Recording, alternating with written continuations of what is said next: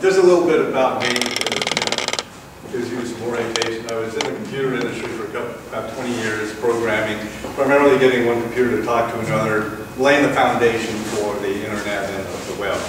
And then after that was no longer fun, then I moved on to electric bikes and scooters for about 17 years. And then when there was actually real retail outlets that were starting to deal with that, then I moved on to more community activism, and then the timing recently has gotten to be kind of interesting on this project. So this is what's starting to suck up a lot of my time right now. And so this is what we're talking about, this advanced transit technology, personal transit, rapid transit, small vehicles, 1, 2, 3 people, someone in a wheelchair, someone with a bicycle, but small and more importantly lightweight, so that it's relatively easy to put on an elevated guideway. Let's just start walking our way through some of this. Now this presentation was done for an hour and a half, 2-hour thing that happened back on August 8th. So we're going to kind of skip over the marketing research and go quickly past the history of the project until we get to some of this other stuff. And this is kind of where we're headed today. And we're skipping over this. This just kind of indicates folks that were invited to the August 8th event. There was just a whole group of different cohorts that we were approached. And as I say, we're talking light vehicles on elevated guideways with offline stations. Now, the offline station is not a term most folks are familiar with, but you're all real familiar with it when you drive down the freeway and you know you got to take the off-ramp to get down to the gas station. Same kind of thing. Unless you are getting off at a particular station, the offline stations allow you to bypass them. Meaning that you've got a non-stop ride from your origin to your destination on this, whatever would be a network, is how these are generally seen. Because it's generally electric drive, that seems to be what most all the developers are looking at this point. It's a clean, we've proven that it's safe with the operation that's going on in Morgantown, West Virginia. The university there has had something operating that's kind of similar to PRT technology. It's kind of wannabe, but it's operated for about nearly 50 years now, over 45 years, with no significant injuries, and we're talking like, I think they've got somewhere in the neighborhood of 80 million passenger miles that they've recorded now. So, oh, let's do this 3-minute video here. That would be here. Try this one.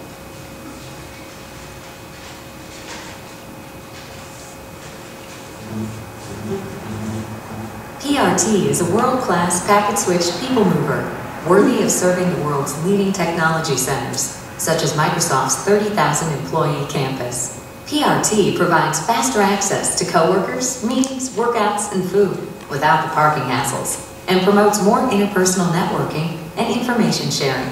Broadband internet suffered a last-mile problem in connecting to homes. Likewise, carpooling and conventional transit also suffer a similar last-mile problem. A PRT last-mile solution connects a single bus stop to 30,000 desks, dramatically increasing transit effectiveness. Because PRT makes transit and carpooling more effective, traffic congestion and pollution are reduced. PRT allows corporate campuses to expand within their current boundaries, reducing the need to exile employees to satellite offices and cutting those corporate expansion costs. PRT is 21st century 24/7 transit with more benefit than cost. Lightweight vehicles reduce the cost of the elevated track. Proven off-the-shelf system components further contain costs. PRT allows complex transit network topologies, weaving tracks around buildings with tight turning radii, bringing transit right to the front door, placing many stations close together. Tracks don't have to go simply in a straight line. The network accommodates non-stop, point-to-point direct service to all nodes, every time. The system is easy to use. At the station, walk up to the first available vehicle. Then, swipe your card. Choose your destination, and you're on your way. Bike and wheelchair access is also simple. With PRT, you don't wait for vehicles, vehicles wait for you. Once you are on your way, software controls the vehicles. Every trip is therefore non-stop. Direct from your origination, straight to your destination. No transfers. That's because stations are offline. Stopping vehicles wait on the siding, and everyone else continues by, making sure your only stop is your destination. Modern wireless communications and location sensing hardware allows vehicles to run at precisely controlled intervals at 30 miles per hour, creating a high-capacity system. Vehicles make many trips per hour. PRT represents the first completely new ground transportation technology in 90 years. 2 international procurements for PRT systems are currently underway.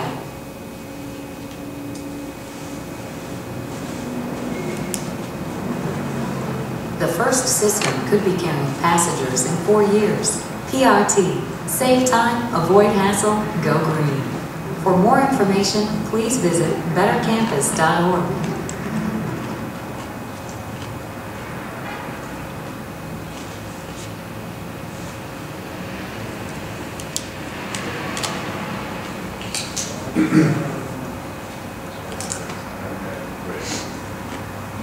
So that gives you an idea of what the technology, the benefits of the technology, and what can be done with it.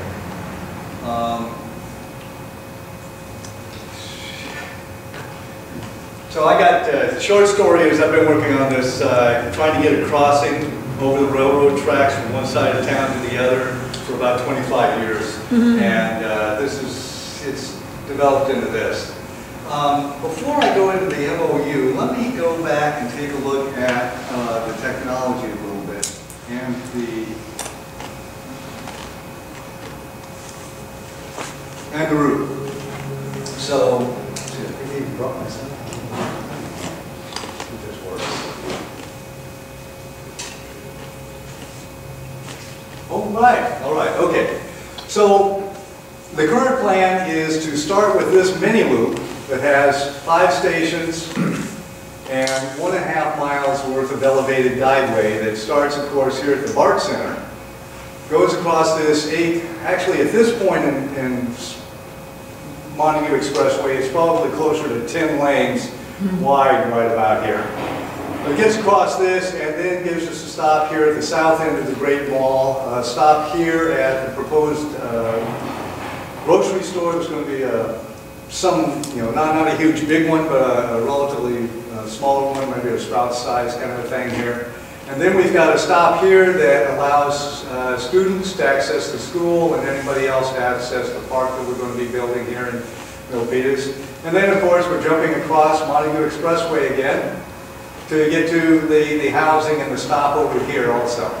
So that would be the first piece that we build, and assuming that all goes well on that, then we'll go ahead and add a second station at the BART Center, and this second 2.5 miles of guideway and 7 stations that will connect industrial space here. We've got a lot of businesses, large corporations in this area, so they'd be able to access the guideway. We've got a park here that would be serving this cluster of houses. This gray line is the LRT. This gray line is the BART line. So they're close to one another down in this area, but we decided to just go ahead and drop a station here so that people can transfer to or from the LRT at this point. And then, of course, we've got this section of town called the Pines in Milpitas that has been essentially separated from town, just kind of been disconnected ever since the 60s when it was built. Brian? Is any of this approved, or this mini loop, or is this all in the planning stage? This is all at the planning proposal stage at this point. Once we get, yeah, let's work with this as a proposal. Let's pretend that I'm a developer and I'm coming to the city council and I'm saying, hey, let's do this. Let's see, what else there is worth talking about? I think, just I like this spot here is right there at the theater plaza. They got a big open space there. It'd just be a great spot to drop another station. Let's do this. Is this working? Oh, wait a minute, let me go the other way. Talk about the technology just a little bit. So we've already seen the video that talks about the small vehicles, elevated guideway, offline stations, small cabs, and this is what those guideways might look like.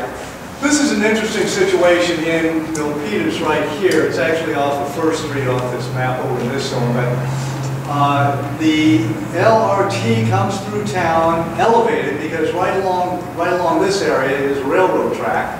And this has to go with the railroad tracks. The rules about railroad tracks is you got to be up 25 feet. The rules on freeways, roadways, you got to be up 16 feet. So we have a guideway that's up 16 feet, and the guideway is 3 feet thick, and then it's got a 5-foot cab on top of it. So 16 plus 3 is 19, plus 5 is 23, 24, somewhere in there. Call it 20, let's call it 24 feet. Well, if this is 25 feet and the top of this cab is 24 feet, it should be able to slip right under without even dipping the guideway there.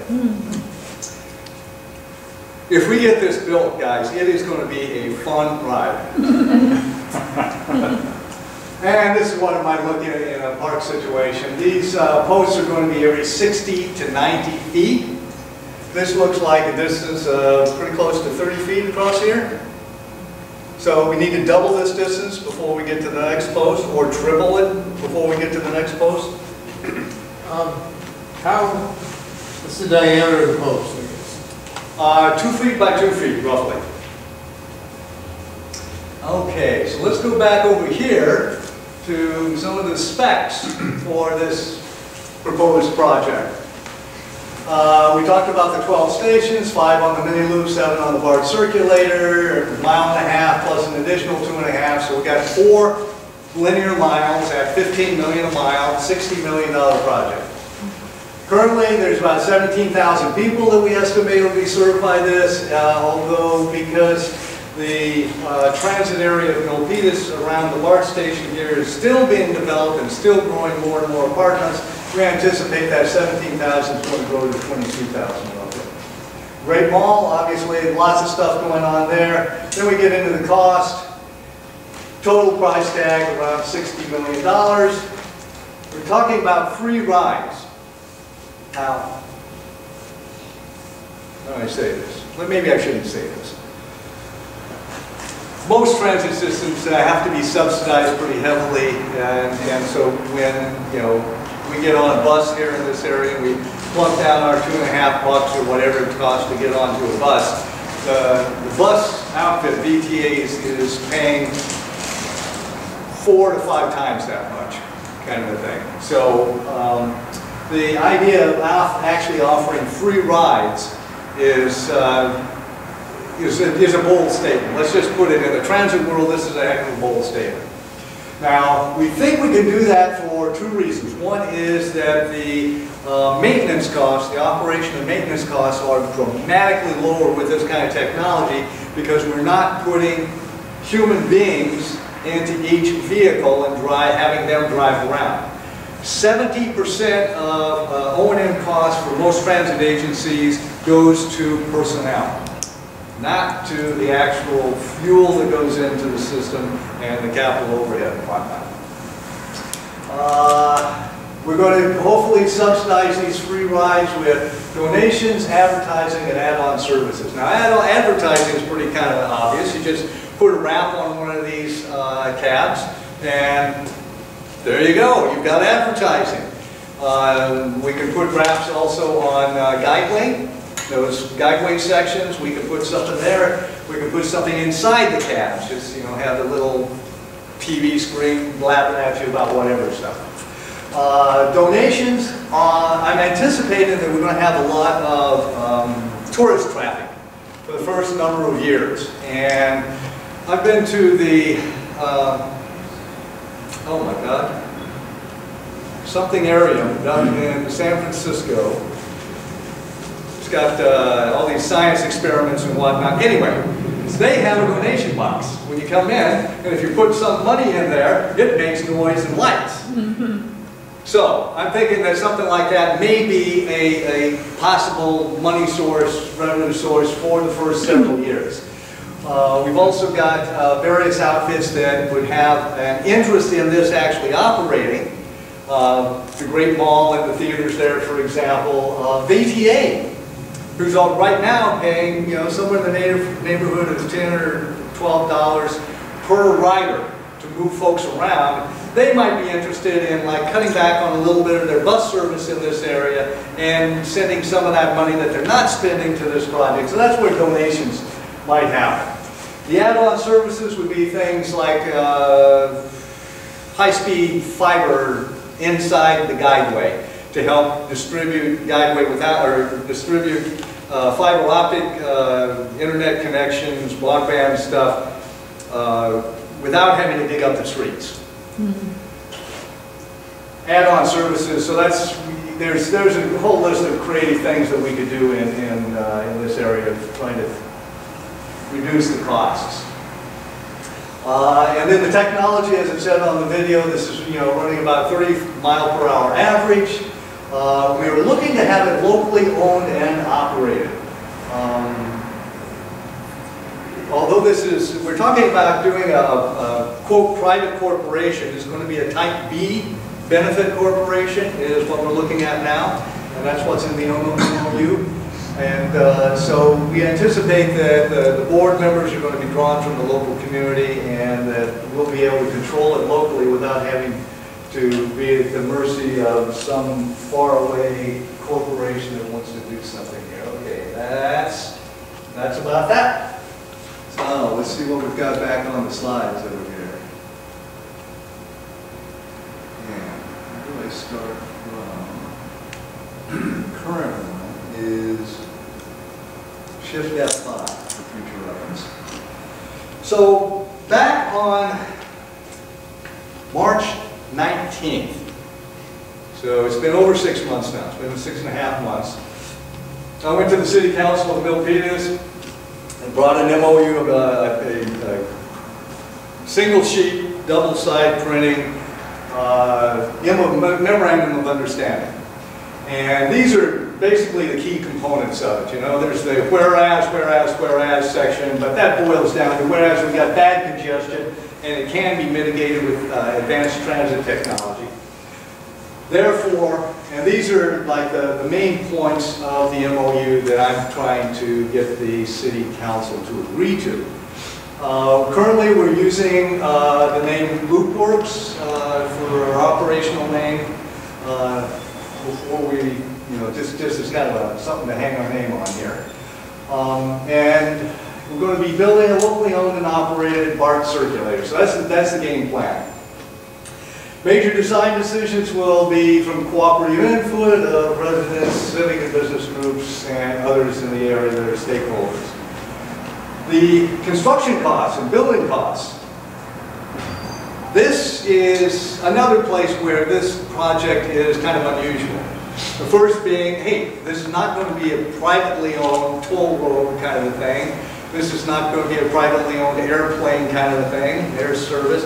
This is not going to be a publicly owned VTA bus service. This is something in between where we've got a public benefit corporation that's actually running it for the benefit of the community. And for any of you that are not living in San Jose and have recently had your electricity switched over from PG&E to Silicon Valley Clean Energy, that's the kind of thing we're talking about. SVCE is a Type B corporation that is taking that 20% profit that PG&E used to get from selling you electricity, and they're using it to subsidize programs that make our lives better.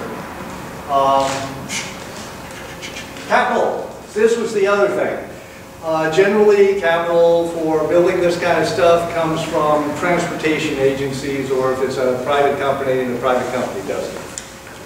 we're looking to contact those foundations and other agencies that have an interest in either one, reducing CO2 emissions, or two, improving transit operations and facilitating public transit.